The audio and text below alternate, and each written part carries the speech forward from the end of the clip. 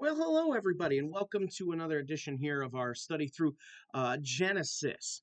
I hope that you guys have had a chance to go back and watch the previous videos so you can be up to date on where we're at and what we're doing here.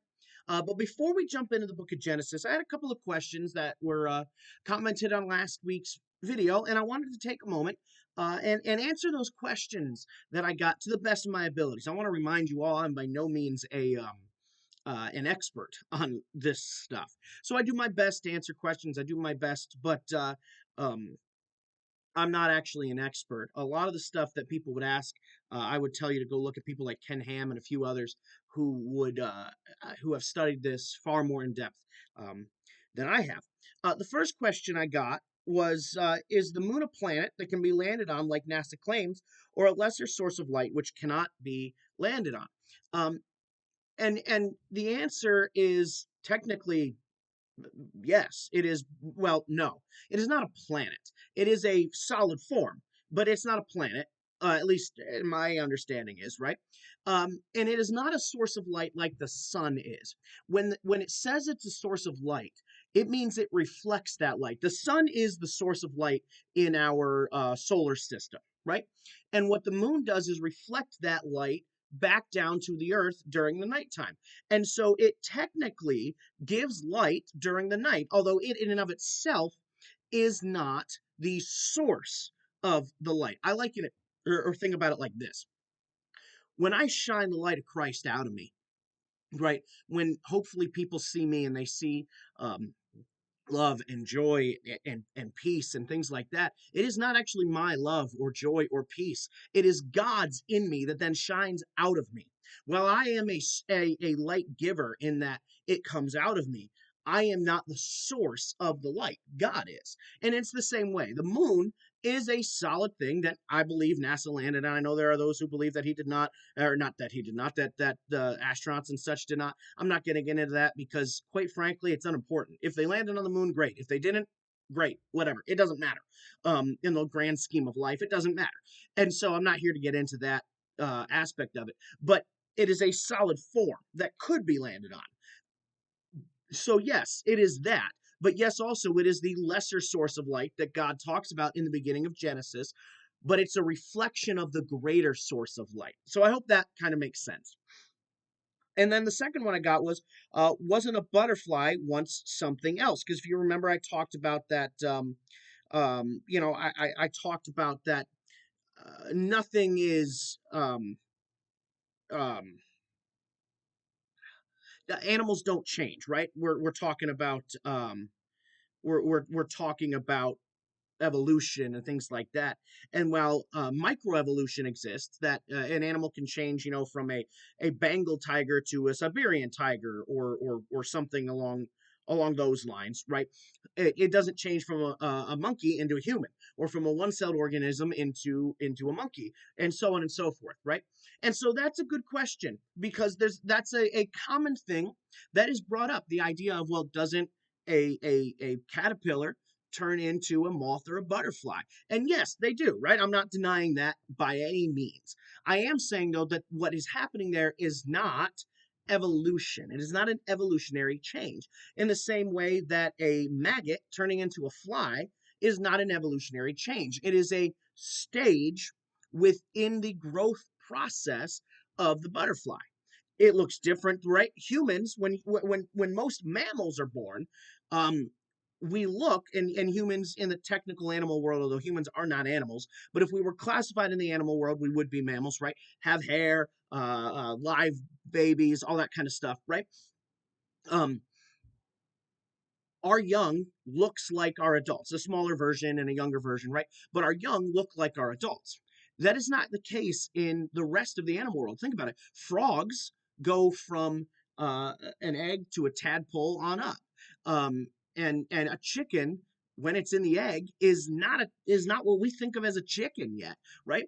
And so we see examples all across the animal world of young animals, the larva stage, being vastly different from the adult stage of the animal. And so it is not evolution, and it has not changed what type of animal it is, though we might call it something else. it is still that animal. And so the idea of evolution still doesn't make sense, even when you look at it from that perspective. And I don't know if you're asking, if the person who asked that was asking that because they're an evolutionist or not. Quite frankly, it doesn't matter. It's a good question. Both of them are good questions, because as believers, we have to wrestle with and dive into those sorts of questions so that we can then find the answers and believe what the truth is, right? I will never get on somebody for asking a question, even if I feel they already might know the answer. Um, Ask the question, because it is through that we can actually grow our faith. It is through asking questions that we can actually deal with some of the hard stuff where the world gives one answer and the Bible gives another one. And so we have to ask those questions. So thank you for those questions. And as always, if you guys have questions, comment them on Facebook or YouTube, and I will try my best to get to them, and things like that. So on that, let us dive into the creation of man. If you remember last week, we looked at the creations of the earth, of water, of marine animals and birds and plants, and then land animals. And today, we're going to take a look at the end of Genesis chapter 1, and maybe a little bit of chapter 2, and the creation of mankind, God's greatest, most incredible, and most precious creation. I'm going to start in verse 26, and I have my Bible off to the side here. That's why I'm going to be looking off to the side. I'm going to start in verse 26 here, and I'm going to read the entirety of the rest of this chapter down through verse 31. Then God said, "Let us make man in our image, in our likeness, and let them rule over the fish of the sea and the birds of the air, over the livestock, over all the earth, and over all the creatures that move along the ground." So God created man in his own image. In the image of God, he created him. Male and female, he created them. God blessed them and said to them, "Be fruitful and increase in number. Fill the earth and subdue it. Rule over the fish of the sea and the birds of the air, and over every living creature that moves on the ground." Then God said, "I give you every seed-bearing plant on the face of the whole earth, and every tree that has fruit with seed in it. They will be yours for food.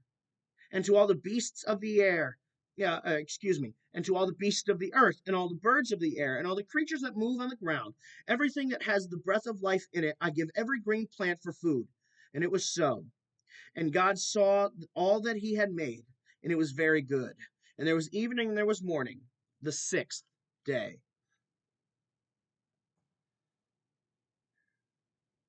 So let's dive into this idea. The first thing we see is that the creation of humanity, of mankind, is vastly different from the creation of the rest of everything else. And the first is that all of it he just does until this one, where he then goes and talks to himself. The Godhead speaks to themselves and makes man. And in case you were curious, right, when I talk about the Godhead, we serve one God who is in three parts, or three, not parts, three persons: Father, Son, Holy Ghost. They're all God, they're all the same. But serving in different roles within the Godhead. It's very hard to understand and explain. It's one of those things that a finite mind like we as humans have, we are going to struggle with. But he speaks to himself and he says, "Let us create man in our image." And first, we see that God talking to himself happens multiple times throughout Scripture, in the Psalms, as well as in Isaiah, Matthew, and John. And there are other places as well that God speaks to himself, that he talks to himself. Um, I like to say sometimes I talk to myself. It's the only intelligent conversation I can get. Well, you know what? That's really true for God. That it's the only intelligent conversation he can really get sometimes, is to talk to himself.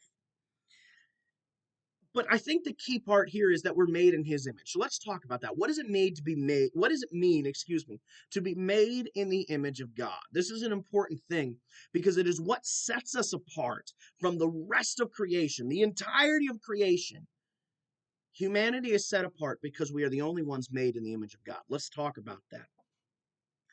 Being made in the image of God means that we are both physically and mentally more complex than animals and show our dominion over them. It's going to mean a couple of things here, right? God says that we would rule over all the animals. Now you might say, Pastor, bears, lions, tigers, all kinds of stuff like that, alligators, they can all kill us. You know that, right? And yeah, I do. And we will talk eventually here, not today, but eventually, about what sin did to the natural order. But man was literally made to have dominion over animals, not tyrannical rule, but to take care of them, to be the caretaker of the earth. And so we are more complex. Never let it be said, people are like, well, dolphins are the second smartest mammal. Yes, they are, and they will never compare to what a human can do, ever compare to it. They'll never get anywhere close, because we think of all that we are. We walk on 2 feet. We have the opposable thumbs, and I know you say apes do as well. Yep. We have the knowledge to use and create tools. And if you do stuff with monkeys, eventually they might pick up a stick and use something, but they do not have the cognitive ability to truly use and create tools like we do. A monkey's never going to create a computer. It's not going to happen. They may use a rock to open something, but they can never do what we can do. They don't have it like we do. This also, though, refers to the everlasting spirit that we possess, and it's probably that is the most thing that we are made in the image of God. I don't want to burst anybody's bubble, and I am so sorry if I'm the first one to tell you this. I love my pets. I have 3 cats. I've had cats my entire life, from the time I was a kid, and I have 3 cats now. I love my cats. When cats, dogs, birds, any animal dies, they don't go to heaven. They don't go to hell either. They cease to exist. They do not have an everlasting soul. Now, I want to pause there. Everlasting and eternal are not the same word. God is eternal. He has no beginning, and he will have no end. We have an everlasting soul. We have a defined beginning and no end. I like to think of it, I hate math, but a line technically goes off in either direction infinitely. A ray has that defined point that we draw the little circle and then draw the line off of it. That is what we are. God is a line, we are a ray. And God placed in humanity, only in humanity, this everlasting soul, making us very much like him. I love animals. I think animals are great. I think we should protect animals. I think we should cherish animals. We should be kind to animals, things like that, right? I'm by no means somebody who hates animals. I love animals. I don't think we should unduly kill animals. Now, I eat meat. I love meat. I don't hunt, but not because I think it's wrong, because the idea of either sitting in a tree or in a ground blind for hours on the chance that maybe, just maybe, you might see something, and then an even smaller percentage chance that you may be able to kill that thing, is not appealing to me at all. But I really like when other people hunt and then they give me the fruits of their labor. I think that's awesome. So I eat meat and stuff like that, right? I'm not saying that um, I don't like animals. I love animals. They just don't go to heaven. They don't go to hell. To say that they do would be to equate animals with humans. And what a arrogant slap in the face to what God did in literally creating humanity. We are different. We are set apart. We are something special because we are made in the image of God. So we've talked about how being made in the image of God means we have dominion over these animals. It means we have this everlasting soul. It also most likely refers to our physical bodies. If you notice, we are the only thing in the entirety of creation that looks and behaves like we do. You can say, well, other animals like monkeys, they have arms and stuff, not in the same way that we do. They don't. They don't walk in the same way. They don't use their limbs in the same way. We can say, well, that might be humanoid, but not human. There's a difference there. And though God exists in spirit, right? God the Father does not have a physical form. In fact, the only one who has a true physical form is Christ the Son, God the Son. He put on flesh for us. But God is spirit. He doesn't have that natural physical form, or a physical body, I should say. It might mean he created our physical bodies to act in a similar way to him. Think about it. Throughout Scripture, we hear him speaking, vocal cords. We hear of him holding things in his hands. We see him walking in the garden, eventually here with Adam and Eve, things like that.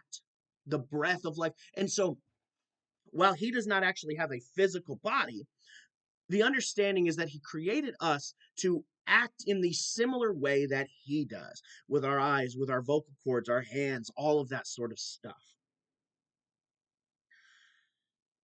It's beautiful. I want to just take a moment and allow you guys to reflect on how beautiful that is. You and I are made in the image of God. Do not cheapen it by likening us to anything else, because we are not. We are made in the image of God, and how beautiful that is. Let's continue on. The word man that is used here in these verses does not refer only to Adam, but to Eve as well. That shows the equality of men and women in the eyes of God. In chapter 2, we will see the distinct creation of Adam and then of Eve. But here at the end of chapter 1, we see that God is referring to Adam and Eve, that God creates man, humankind. And it's important for us to understand that, because in a world that,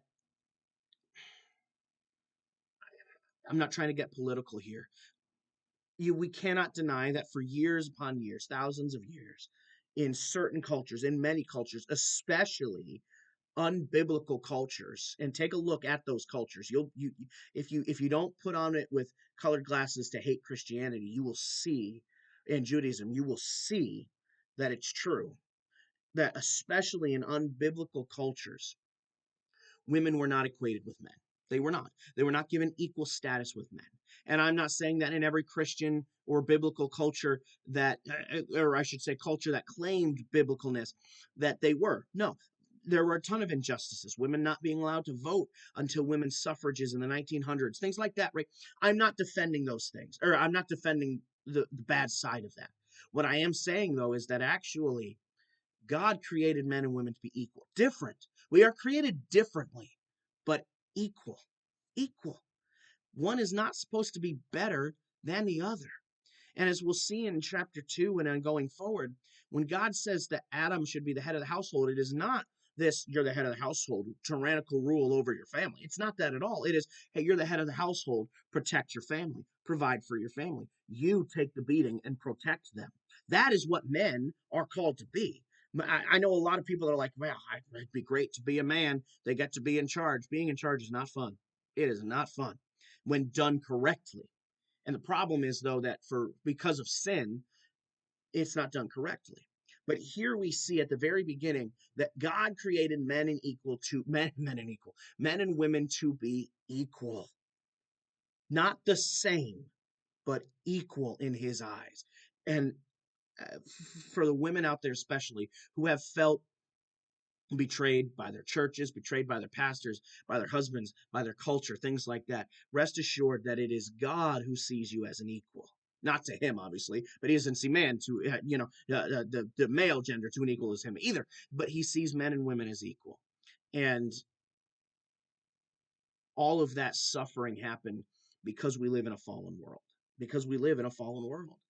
And so rest in him, not in the failings of humanity. Rest in the truth of him and his word, and that one day he is going to make it right. Men will be pulled down, women will be pulled up, and we will be equal. Not pulled down and pulled up, that's too strong. We will be put back into our rightful places, the places God created us for, and doing what God created us for, which is tending the garden, quite frankly. I'm not saying barefoot and pregnant, because actually in eternity there will not be marriage or giving a marriage or childbirth. And so this is not a barefoot and pregnant thing. This is we'll all be working. It's going to be great. He continues on in verses 28 through 30 and gives a blessing, a commission, and the basic instructions for what man was supposed to do. And I'm going to use man a lot here, but I'm not referring to the male gender. I'm referring to mankind, humankind, just so that we're all on the same page. The first command is to be fruitful and multiply and fill the earth. Be fruitful and multiply and fill the earth. What a great command that is, right? Fill the earth. But even now, whether you believe in a young earth, which places the earth somewhere between 6 and 10, 11,000 years old, or you believe that it is billions of years old, even now, man has not fulfilled that command to be fruitful, multiply, and fill the earth. Pastor, of course they have. There's so many people on the earth, trillions of people on the earth. Yes. And they are, for the most part, congregated into small areas. Your Asian countries like India and China, in America, other places like that, you have this vast, dense population. While the earth is greatly overtaxed in places, I'm not denying that the earth's resources are vastly overtaxed in some places. Other places have abundant, untapped resources. You're looking at places like the rainforest and places like that, where you see vast amounts of resources. Now, I'm not campaigning for cutting down the rainforest, not at all. I am saying, though, that in a perfect world, which we do not live in, but in a perfect world, humanity would have spread out across the globe, And we would have towns and things like that, but not these massive, bustling cities like we do today. I know people like the city. I'm just here to tell you that cities, in the grand scheme of what God wanted, and we see this in Revelation as well, there's one city, one major city, and it's Jerusalem. Other than that, we're supposed to spread out. I don't want to hurt your feelings, but cities are much more centers of debauchery and evil than your small towns are. I'm not saying there isn't evil in small towns. Of course there is. There's evil anywhere that a human is. But it is more readily accepted and available in cities than it is. Take a drive up to Binghamton or Scranton. It is far worse than in New Milford, Halstead, Great Bend. I'm just telling you like it is. Now, I'm not saying that to live in a city is to be akin to evil. I know a lot of incredible people that live in cities, right? So I'm not like, oh, you live in a city, you're evil. Not at all. What I am saying, though, is that in the original plan before sin, cities like we know of today never would have existed. Instead, it would be small pockets of communities and spread out across the entirety of the earth. Now, obviously, the population cannot grow indefinitely. Otherwise, the earth would eventually be completely and utterly overrun. And in a lot of places, like I said, like your Indias, your Chinas, and places like that, it's already getting overrun. Um, so God has already made provision for that. One, God promised Christ's return before man has destroyed the world. So before we've destroyed the world, overrun it, and used up all of its resources and destroyed everything, God says Christ is going to return. Um, and that's vastly important for us to understand that he's going to take care of it. Good theology saves us from a lot of heartache and fear. That's just the nature of it. God says to subdue and rule the earth. It's God establishing humans as his stewards over the earth. And obviously, in a perfect world, the earth and animals would not strive against us. We wouldn't fear animals. We wouldn't have to toil to make the ground work and things like that. We have failed in our stewardship. We have denied God and abused the earth. Think of the mines for like lithium batteries. Think about stripping countrysides of trees and other resources in the ground and things like that. We have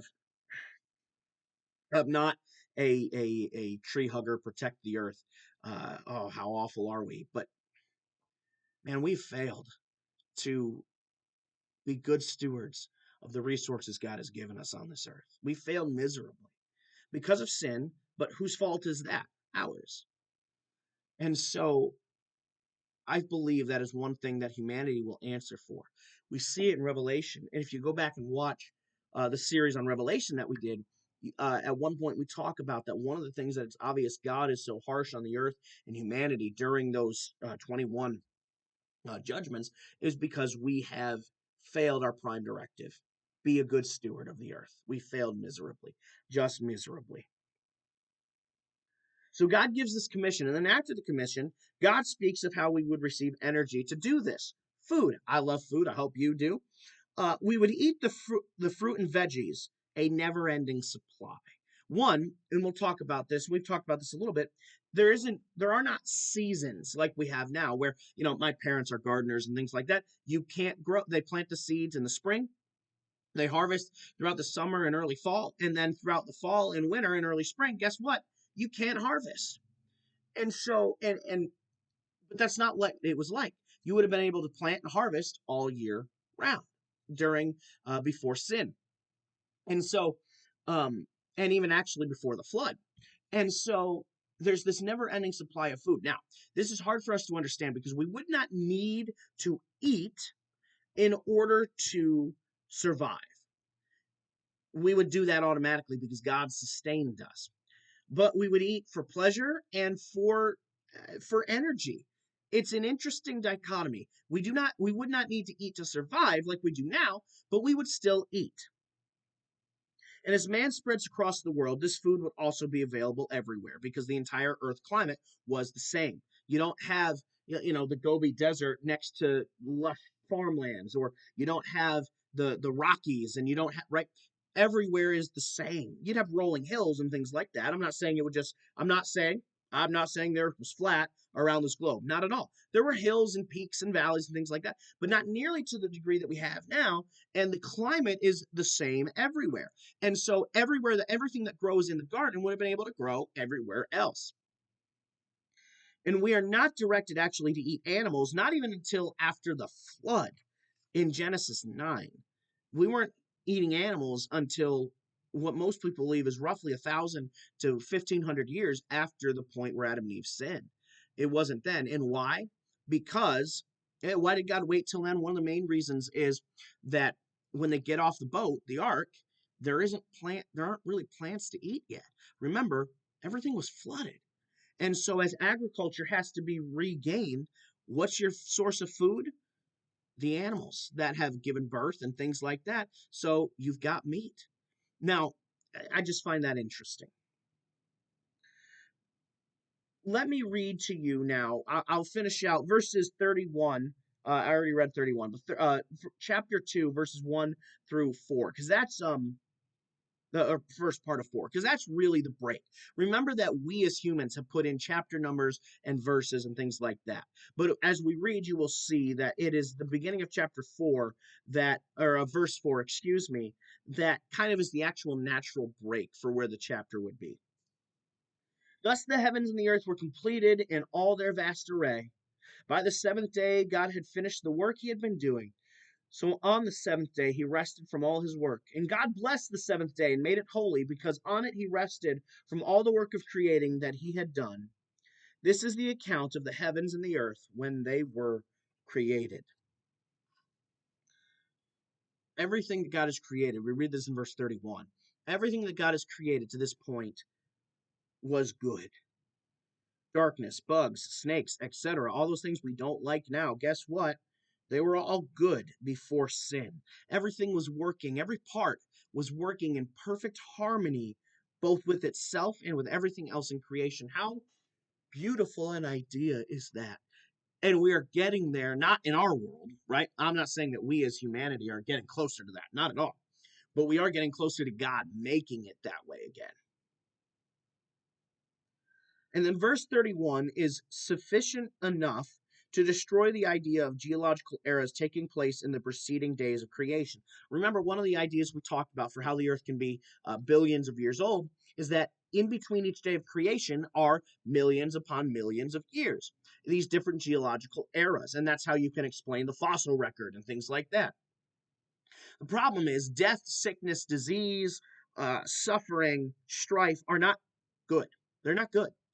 And God would be a sick, sadistic God if he looked out at all of that and said, yeah, this is good. He didn't. He looked at a perfectly created world and said, this is good. And so verse 31 completely and utterly destroys the idea that there is any of that geological era within the world today, or during creation, I should say. And before we dive into chapter 2, and we'll do that next week, we're going to finish up here in just a few minutes. It is wise to remember that up through verse 4, it is God himself who reveals the actions he took during creation. If you remember, we talked about that way back a few weeks ago, that each section of Genesis has a different narrator, and the first person is God. Who else could tell us about what happened at creation? No one else was there. It's just him. And so he is the one that gives us that. And how incredible that is.